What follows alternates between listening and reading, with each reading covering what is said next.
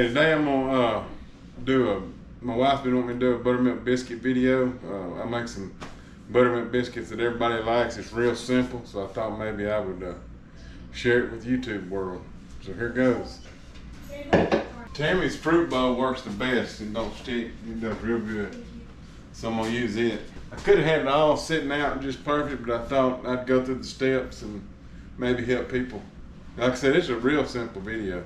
Self-rising flour, and in my opinion, other people probably have other opinions, and I don't think it's gonna change the taste too different, but I use White Lily self-rising flour. I really love it, and I know you can get it at Kroger and Amazon. Get my sifter. Crisco. I don't know what the difference would be between Crisco and butter, but you can use butter in lieu of Crisco if you want to. Now, all these are just opinions, like the White Lily self-rising flour, Crisco, buttermilk.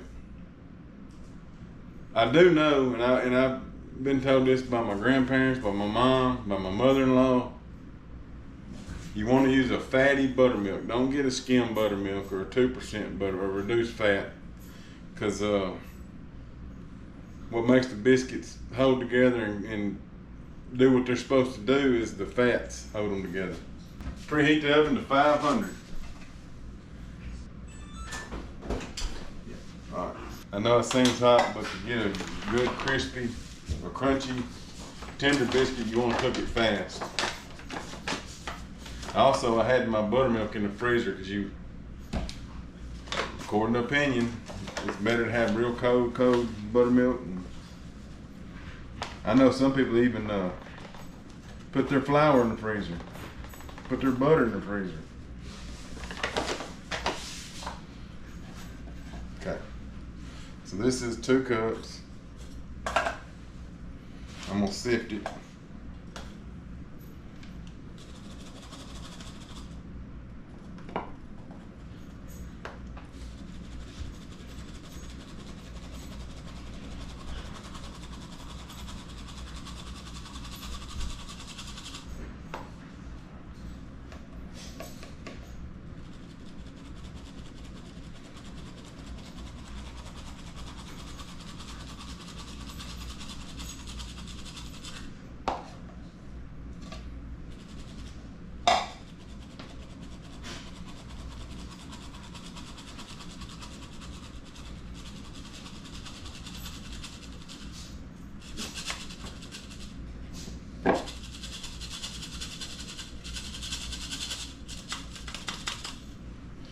Okay,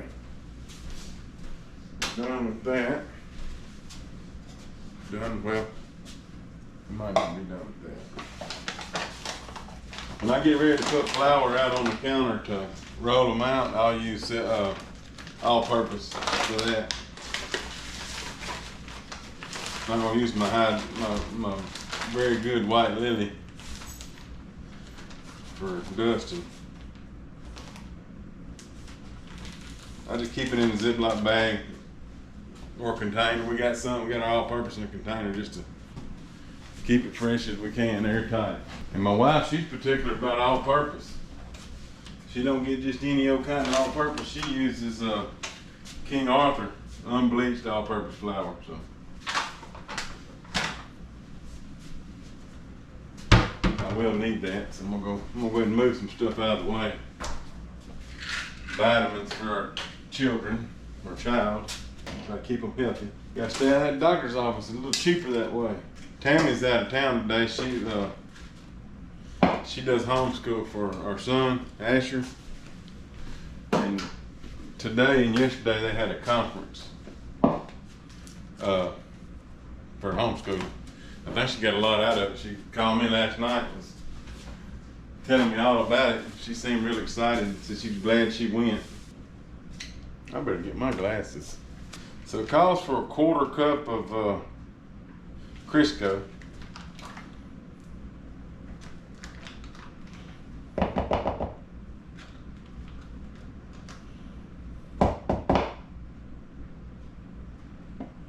Oh, I did wash my hands too before I started.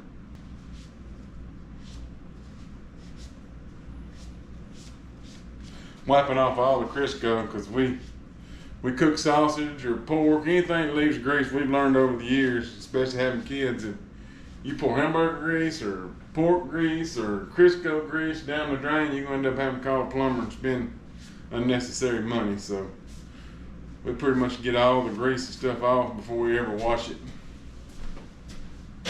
Paper towels are cheaper. She don't like me washing paper towels, but paper towels are way cheaper than a plumber.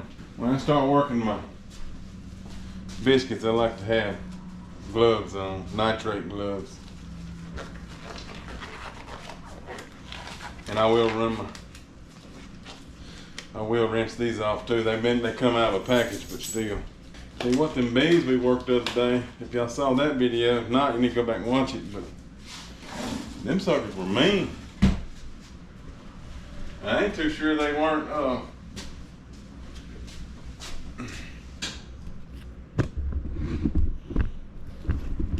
I don't think they're Africanized honeybees, but they definitely got some of the genetics. They're rough. They're rough. It's 2 days later, and you still walk out there. They're not hitting you, but they're buzzing you. I guess giving you a warning, don't come over here by me. I need to mow my yard, and I may have to put a bee suit on to do it. I don't know. I'm trying to give it a couple days to give them a chance to calm down. One of the things that I was told I could do, and I've been reading and studying, is I could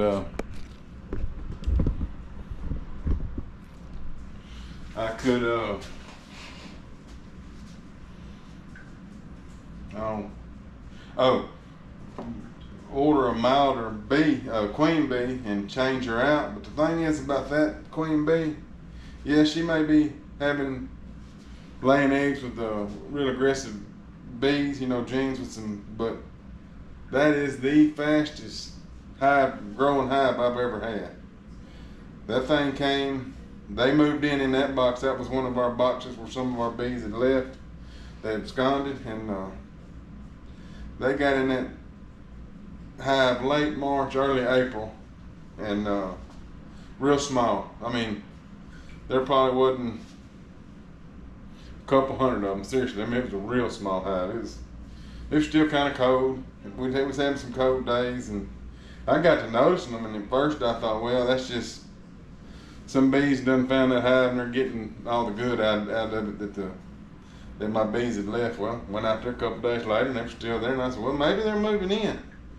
Well, they weren't, and they're not going to be aggressive when they're small, because they got a small unit.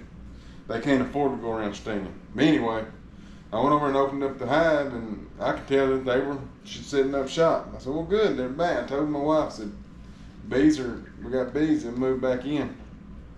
I'm telling y'all, in no time, I'd say May, just say that was early April, 1st of May, they were growing like gangbusters. I mean, it's crazy. And, a lot of queens are average. They're average at laying eggs, or they're not good at all. Or you got this, they just overlay, and she's definitely an overlayer, because the numbers are very good in that box. I need to split that hive, but golly, they're so aggressive. I need to go in there and see if they got any queen cells, and I don't know if I want another batch of them, I hate to say that. So what I did was I worked that Crisco into this flour, and just worked it all in, just made sure, and I'm fixing to add the buttermilk. Well, first I'm fixing to wash my hands and go ahead and put a little butter in the skillet and get it warm.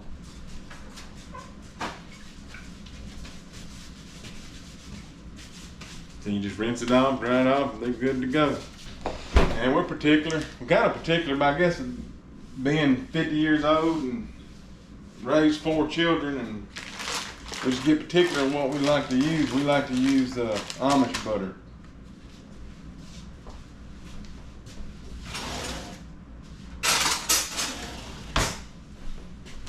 We like to use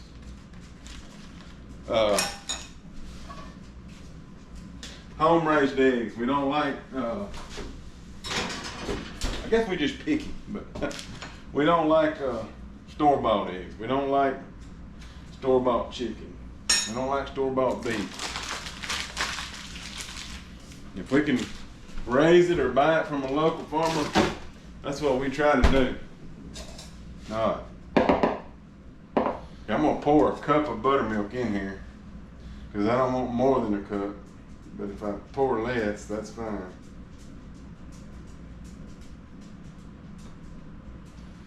I'm going back. I hadn't made these biscuits in a while.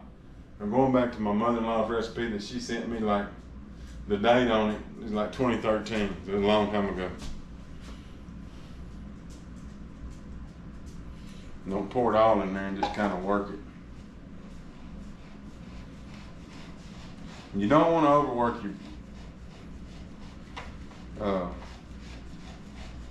your dough either. They'll become tough. So I try to work it as least as possible.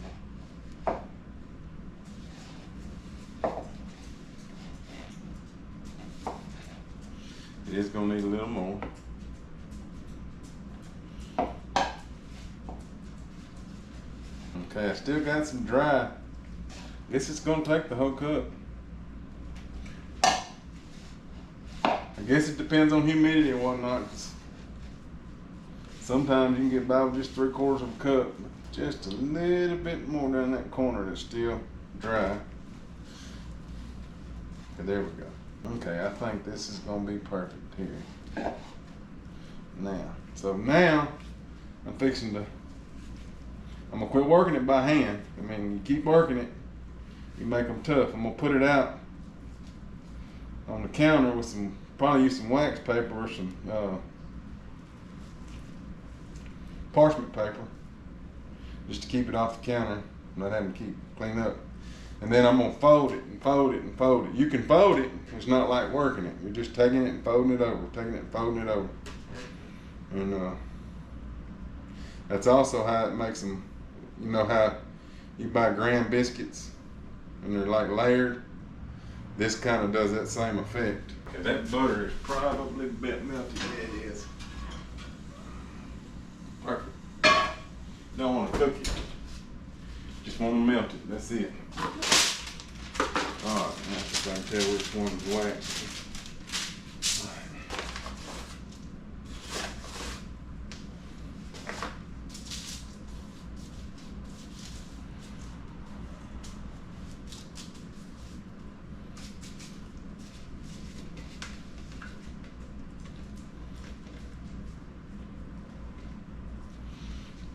Alright, so now, like I said, I'm going to take and fold it. And do it like that for a time or two. There we go. Now, this is not working it too much. Get it right here in the center. I know some people count exactly how many times they fold it this way, then they fold it this way, like a certain amount of times. I fold it till I feel like it's good. Okay, so now I think that's good. So now I'm gonna spread it out to about 1 inch thick, evenly.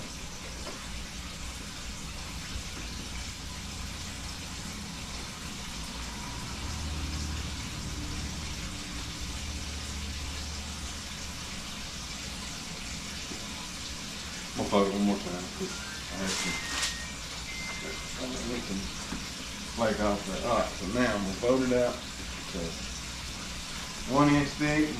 My oven is ready.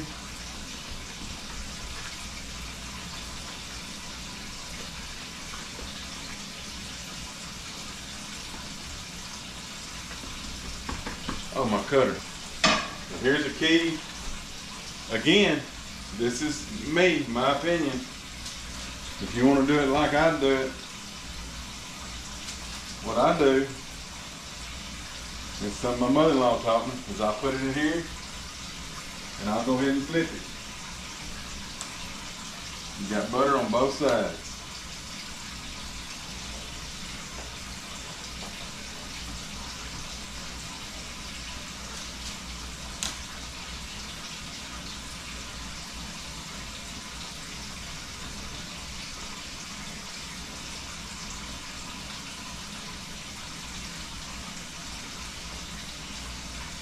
I tell you what got me to liking, I've always loved buttermilk biscuits. I tell you what got me to cooking buttermilk biscuits. I don't know, it's just convenience or whatever, but we're down here, way down here in South Arkansas. It's a country town. I mean, usually if a star show shows up, like a star movie shows up in the big towns, it'll be 5 years. No, I'm just joking. We'll be 2 or 3 weeks behind. Seriously, we're behind on everything. I had cousins in Little Rock that was telling me when I was a kid in the early '80s about cable. I'm like, what is cable? And they was like, oh man, you can watch HBO. What's HBO? You can watch MTV. Well, I didn't know what none of it was, because we had 2 channels, Channel 9 and Channel 10. Channel 9 was the educational channel, where we got to see Captain Kangaroo and Mr. Rogers and all that when we were kids. And then Channel 10 was our local channel, El Dorado Monroe. And it was an NBC affiliate, it still is, and we'd get to watch, you know, back in the day, Dukes of Hazzard and Dynasty. I mean, we got to watch some pretty good shows, but then, man, oh man, when Cablevision come along, it changed the world around here. Anyway, I guess out of convenience, all these nice restaurants that were known for their biscuit and gravy or homemade pancakes and whatnot, they all decided to go to the frozen biscuit. And I just, you know, I was about, say I'm 50 now, I was about 25, 26. I owned my own tree service at the time, and me and a buddy of mine had this certain place we like to go eat breakfast every morning. And they were one of the few left that did homemade buttermilk biscuits. Well, they had quit, and they was going to I won't name them, but they were going to go to a frozen biscuit. That even looks like a frozen biscuit, but it's way better. Anyway, so and man, we were real good friends with the manager. And at first we thought, and he kind of even told us, yeah man, y'all get the customers to put in the complaint cards, and y'all put them in that box up there, and we'll see if we can't get them back. It wasn't his decision, he said, and I believe him. But then after about 2 weeks, I had that complaint box full of complaints about getting rid of the buttermilk biscuits and the homemade pancakes. And he could see I wasn't gonna give up, and he come out there one day and he said, John, you might as well hang it up. Corporate's not going back to buttermilk biscuit. There's just too much time and money for what it costs to get a frozen biscuit in a box and throw it in the oven, you know. I said, all right. We got like anywhere around here. There's one place in El Dorado. It ain't even in the city. It's out like going toward Louisiana line. It's about 5 miles out of the city limits, like a mile from the city, from Louisiana. That's the only place you can get biscuits. I'm not gonna drive 6-10 miles just to go get a biscuit. So I started making them at home. My grandparents made them and had given me some pointers.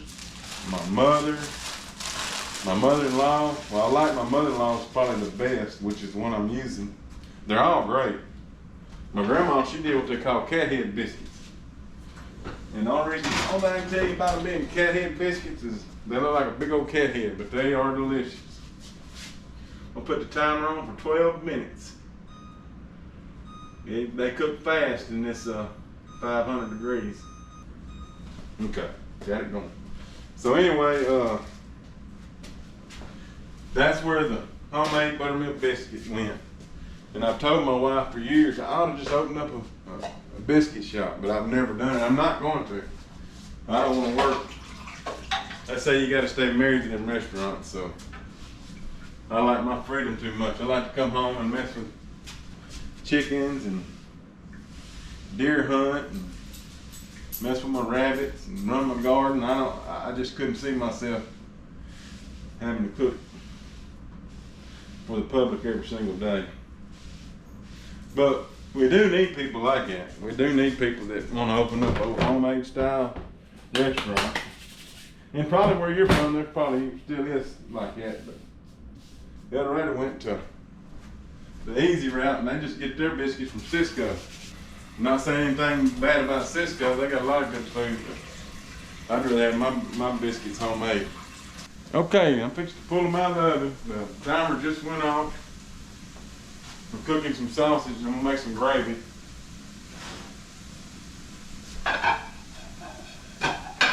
All right.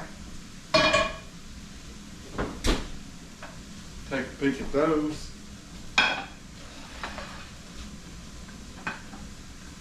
They look good. They look real good. Okay, I'm back. I finished the sausage.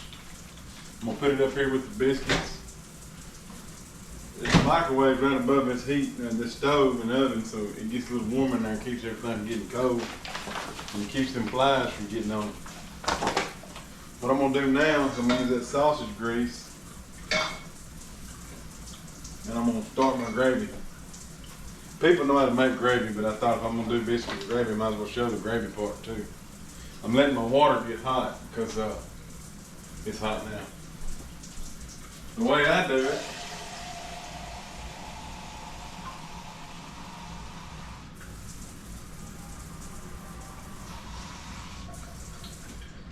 is I put about a cup of milk in there and a cup of hot water, and then I start my flour, and it's just like roux. I cook it till it gets the color I want, and it's 2 tablespoons of flour for 1 cup of milk and water. I'm using 2 cups, so I'm gonna use 4 tablespoons of flour.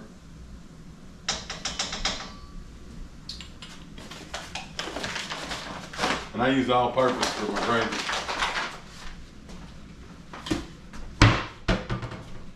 And then what I'll do, let's see if I can get you a little closer. I'm gonna cook this gravy, or this flour and grease, till I get the color I want.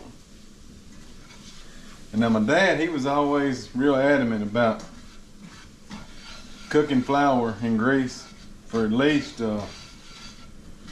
he'd always say, cook it for 15 minutes or it'll spoil on your stomach. I don't know if that's true or not.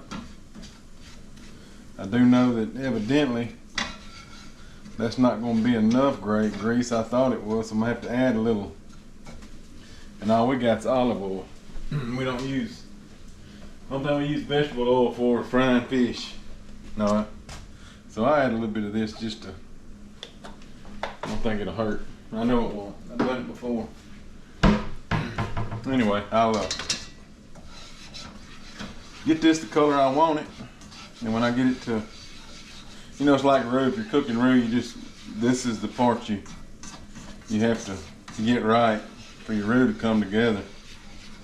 Get your flavor in it and get the color. Like roux, you get it to like a real dark chocolate. You almost think it's burnt, but it's not. Of course, whenever I'm making homemade roux, it takes a long time, and I'll be honest with you, those roux in the jars that you can get at the grocery stores, they're good. They're good and they save a lot of time, but I have made my own roux. As far as this gravy goes, I'm just gonna get the color of it that I like, and then I'll add my liquid and cook it down. I used to would salt and pepper this, but I quit. Now I salt and pepper the gravy until I like it. When it comes to making gravy, you can't just throw it in there and walk off. You gotta be hands-on. Right now I'm just breaking up every little piece of flour I can.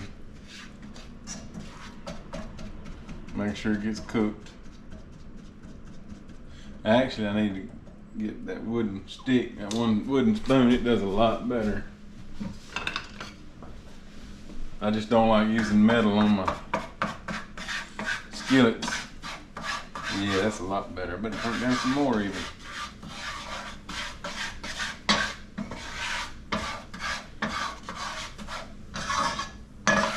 Take it off the heat for just a second. See how it's getting darker? One thing you don't want it to do is you don't want it to burn. You do want it to get darker, but you want to do it without burning it.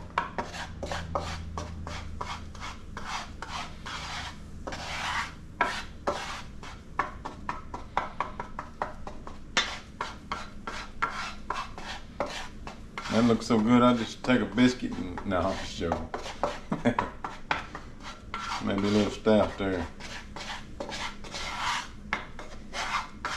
Alright, so now we're going to get back to this.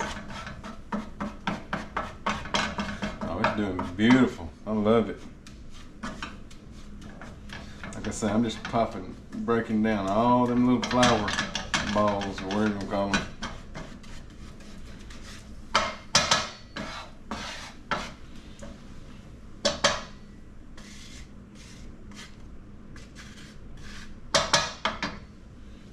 Waste. Anyway, I don't think you got to do the 15 minutes. I think if you do, it'd be some dark gravy. This here is gonna lighten up pretty good. It won't be near this dark.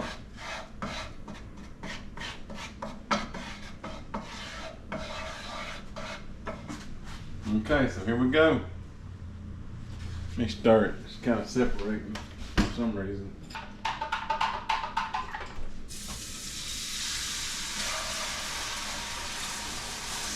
And the way gravy works, you can, even if you do pour too much on there, you can always go back and you can cook it down. It'll eventually thicken up. I'll probably end up having to pour more of that in there, but I'm gonna cook this down first. Oh, it smells so good.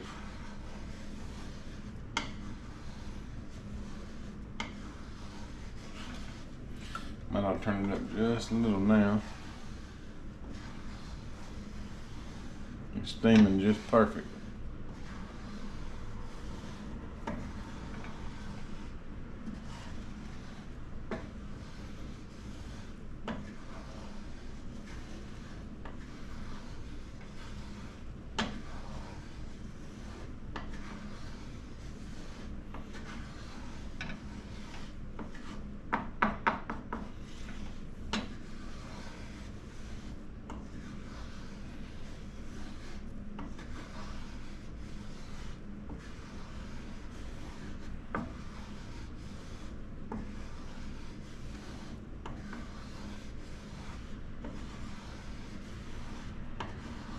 Yeah, see, that's thickening on up. I can go ahead and add the rest now. I mean, it's just about perfect. Usually 4 tablespoons to 2 cups of milk or water, or a combination of both, which I use a combination of both. I know some people just use straight milk, and some people just use straight water. Now, if you use just water, it takes a while to get it thick. And to me, I mean, I like it with a little milk in it.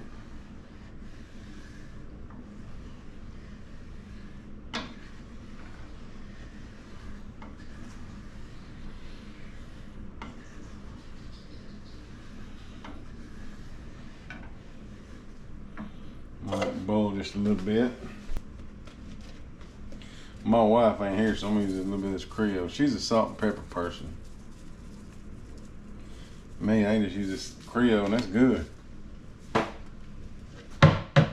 May have to add a little more. If I do, I'll just add salt at this point. It's probably got enough pepper. And I know some people just use just cayenne pepper and salt, or Creole and salt. It's all on what you want, what flavor you want, or how hot you want it.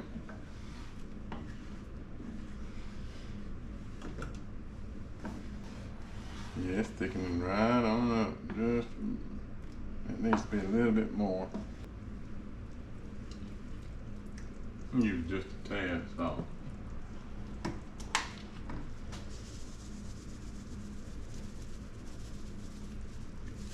Don't want it too salty for sure. But I can taste the pepper, so Creole did the trick. I'm not sponsored by any ingredient I used today. Just kind of told you which one I liked. White Lily, Crisco,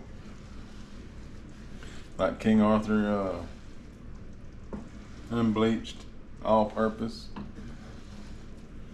I like Tony's. I put Tony's on everything though.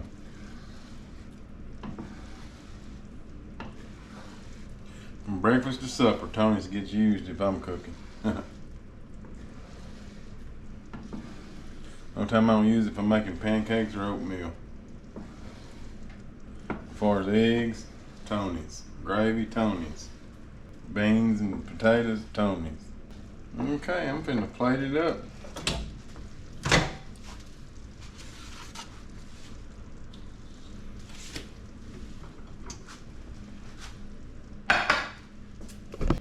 That'd be more food than I need right there.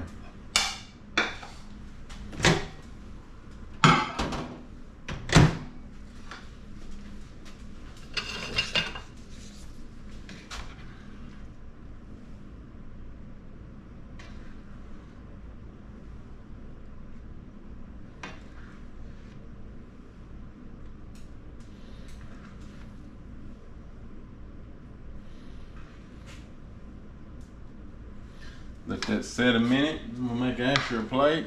He don't do biscuit and gravy. He's real simple. He likes sausage and mayhaw jam.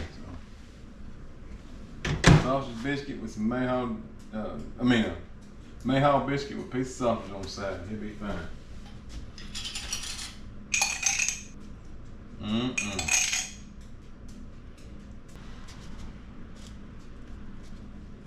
Asher,